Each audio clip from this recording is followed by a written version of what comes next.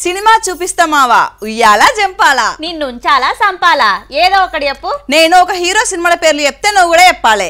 చెప్పు. కుమారి 21F, సీతమ్మ అందాలు, రామయ్య చిత్రాలు, కిట్టు ఉన్నాడు జాగ్రత్త, అందగాడు, రంగుల రత్నం, రాజుగాడు, లవర్స్, ఇద్దరి లోకం ఒకటే, పవర్ ప్లే, స్టాండప్ రాహుల్, భలే ఉన్నాడే, అనుభవించి రాజా. ఎవలి సినిమా పేర్లో అర్థమైతున్నది కదా.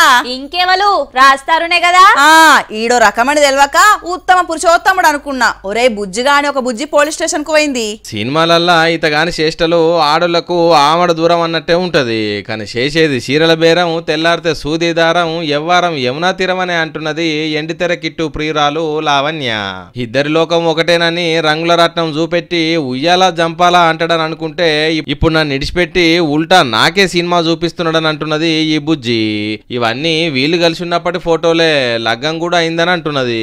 ఉత్తగా అన్యం పుణ్యం తెలియని నన్ను డ్రగ్స్ కేసులో ఇరికిచ్చిర్రు, ఇప్పుడు ఇంకో హీరోయిన్ తోని అచ్చికబుచ్చికలాడుకుంటా నన్ను ఈ బుజ్జిగాడు మోసం చేసిండని పోలీసులకు ఫిర్యాదు చేసింది. అయితే హీరో గారు మాత్రం ఇట్లా అంటున్నారు, నేను ఆవిడతోని రిలేషన్షిప్లో ఒకప్పుడు ఉన్న మాట నిజమండి, అస్సలు అబద్ధం కాదు. ఉన్న 2017 తర్వాత 16-17 ఆ తర్వాత నుంచి మా ఇద్దరికి ఎటువంటి శారీరక సంబంధం కానీ ఏమీ లేదండి.